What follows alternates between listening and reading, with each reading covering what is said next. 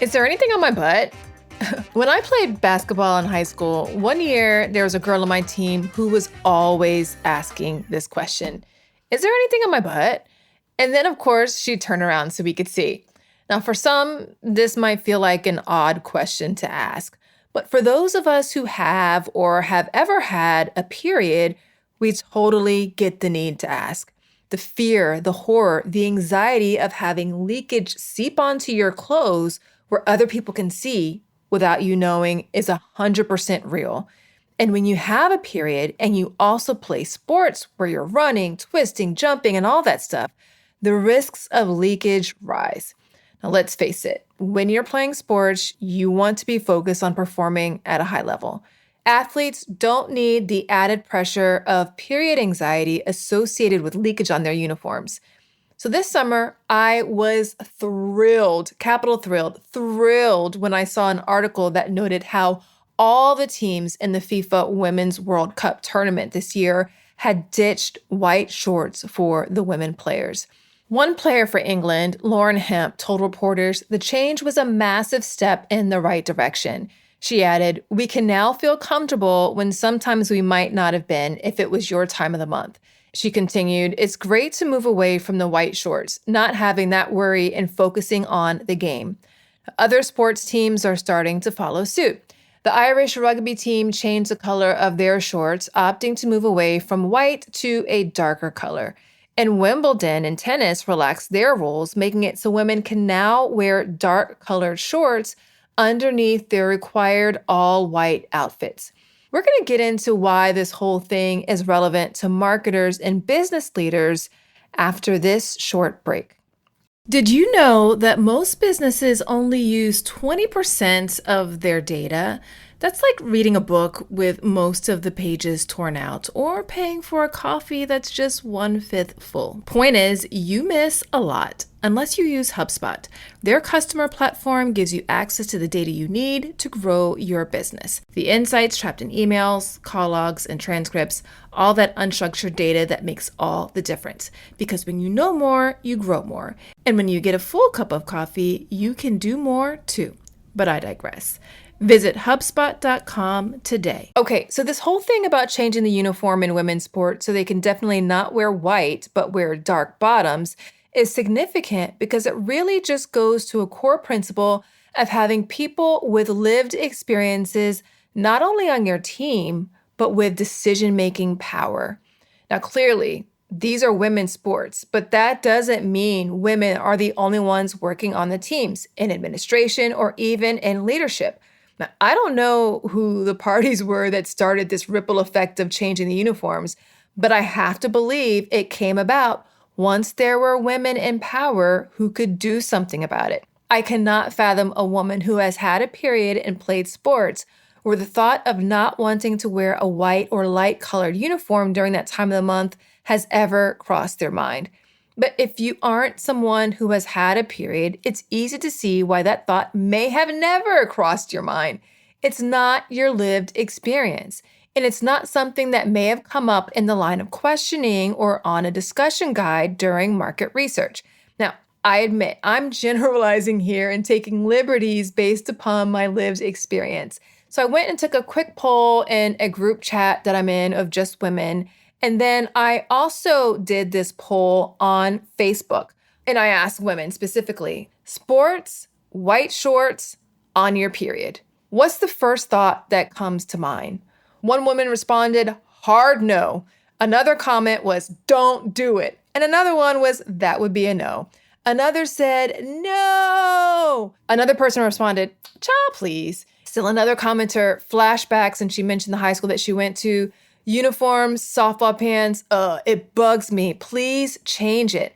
Someone else said, no, not at all. Another woman, no. Another woman, no. No, absolutely not. White shorts, what?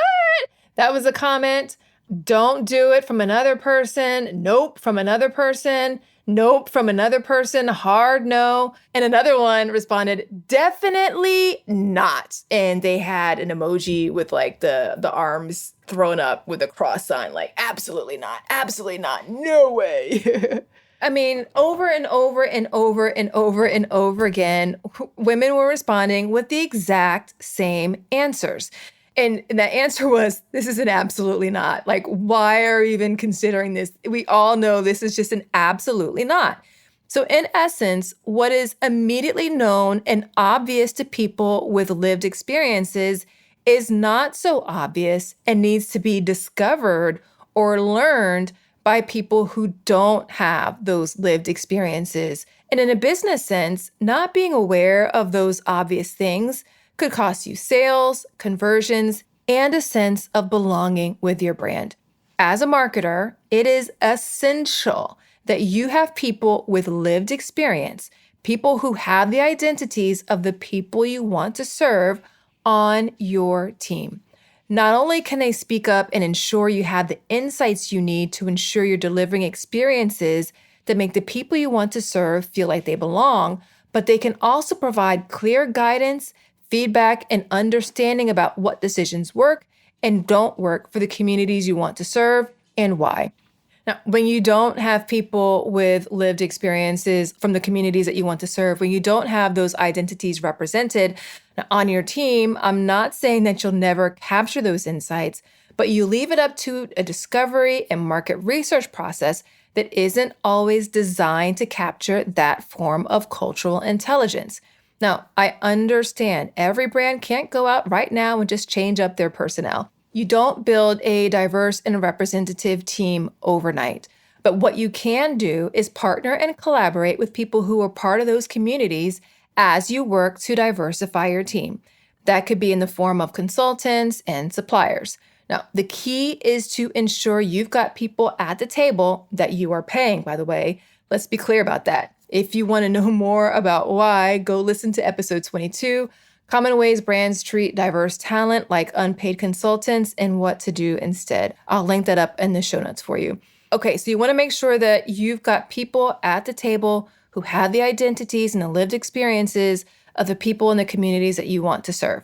Okay, we'll talk about another thing brands can do as they work to build a representative team after this short break.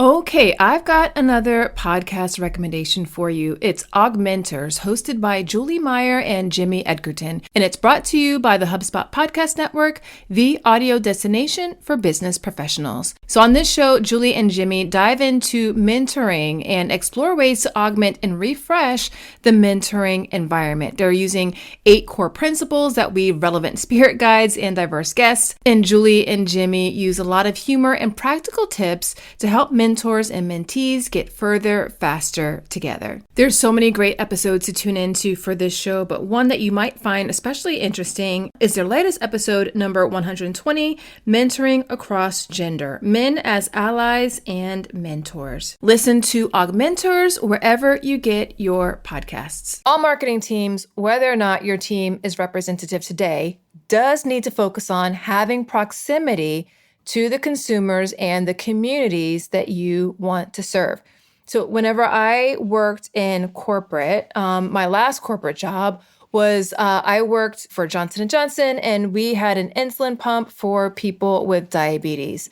Now, I was at this particular operating company for 4 years, and throughout my 4-year tenure, we always had people on our marketing team that had diabetes and who used the insulin pumps that we were actually producing. Why do we do this? We've had a great team of wonderful, strong marketers, but as marketers, there were still plenty of things about the experience of having diabetes, of being a part of the community, of the day-to-day, that even though we were close to the community, we had a lot of great proximity to them, that we were never really just going to understand on our own. There was even a point in time where me and some of my colleagues, we wore the insulin pump, and we went through the process of checking our blood sugar several times a day, pricking our fingers, inserting the needles, and walking around with the tubing for the insulin pump. Like, we went through all the motions. But even though we were simulating what it was like to be a person on our insulin pump and what it was like for our consumers, that simulation and that proximity still was never able to take the place of people who had actual lived experiences. And we needed to work together to be able to produce marketing that made the customers and the people that we're serving feel like they belong. Proximity is very important, and proximity can get you very far, but proximity does not take the place of actually having lived experience. Now, I lived in Argentina for 4 years. I speak Spanish. I have an Argentine husband. I have an Afro-Latina daughter. I've done a lot of research on Latino customers in the US. I've done a lot of research on Hispanic consumers in the US. I've done direct market research with Latino consumers and have consulted with brands on how to reach Latino consumers. I even have a Spanish language translation team.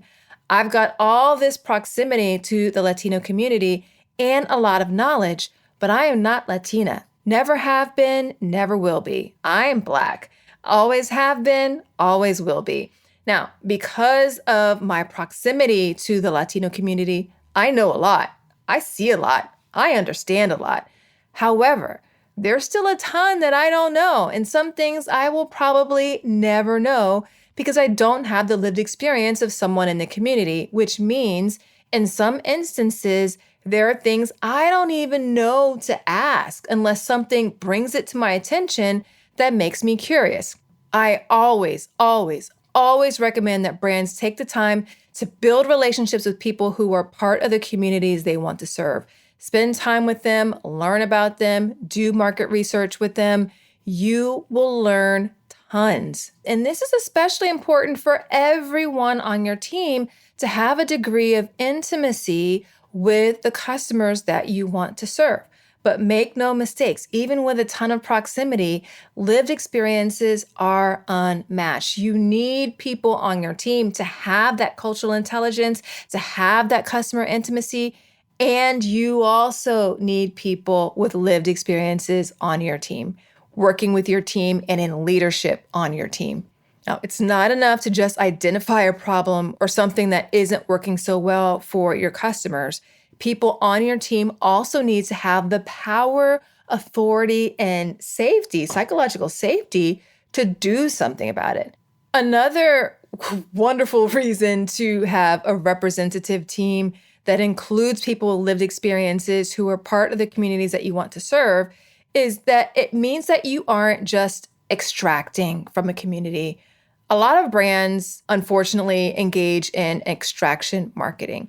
Extraction marketing is really whenever they target marginalized communities just for the purpose of getting them to buy more of their stuff. They don't care about the community, aren't fully invested in their success, aren't invested in dismantling any systems that keep them oppressed or that make them marginalized. They're just interested in getting sales from that community. No bueno at all. Consumers from underrepresented and underserved communities don't want this either. They are rejecting the brands that are showing up to get the community to invest in the brand with their dollars by buying their stuff, without the brand also investing in relevant and meaningful jobs for people within the community.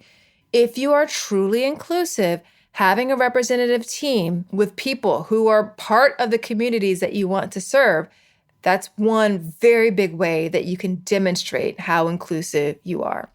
If you want to learn more about extraction marketing and why it is not the business, tune into episode 14. Are you taking more than you give? I'll link it up for you in the show notes. Okay. And perhaps from a brand perspective, what I'm about to tell you is a major reason to ensure you have a representative team. When you have a team that includes people with lived experiences who are parts of the communities that you want to serve, when you have a diverse and representative team, you will produce better work. Jerry Dakin is the global head of media at Beam Suntory. Now, he told me, Jerry was a guest on this show. I'll link up his episode in the show notes. He says, if our industry was more representative, we'd probably produce better work. Matthew Sang, who is also a guest on this show, not once, but twice. I'll link both of those up in the show notes. He is the co-founder of And Humanity, an inclusive marketing agency based in Vancouver. He told me about a Nike commercial that had so much cultural insight baked into it that it made him feel seen, it made him get emotional, and it made him feel like he belonged. It made him want to go out and buy a pair of Nikes. He explained why, noting that a representative team made the ad so powerful. He says, "Never have I seen a Lunar New Year ad really depict exactly the type of customs and traditions that I grew up having. I just felt so seen. You would never, without having that lived experience, you couldn't read that insight and know how to create a script around it." Creative briefs that are filled with insights of the communities you want to serve are a fantastic thing to do. Definitely they are needed, but there's a big difference between bringing to life something that you've read in a creative brief and bringing to life something that you know to be true to your soul because it's something that you've experienced for yourself. Two very different things. If your goal is to be an inclusive brand, having people on your team with lived experiences of the communities you want to serve needs to be a priority.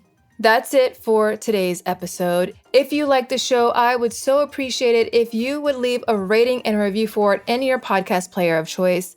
And also share it with a friend, colleague, and/or your network. It really does go a long way toward helping more people discover the show and for helping more people practice inclusion in their marketing. One other question for you before we leave. Are you getting the inclusion in marketing newsletter? If not, really, what are you actually doing?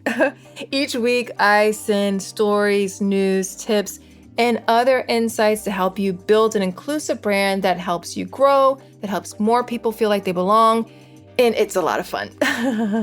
Go to inclusionandmarketing.com/newsletter to get signed up. I will drop a link to that in the show notes so you can access it easily. Until next time, remember, everyone deserves to have a place where they belong. Let's use our individual and collective power to ensure more people feel like they do. Thanks so much for listening. Talk to you soon.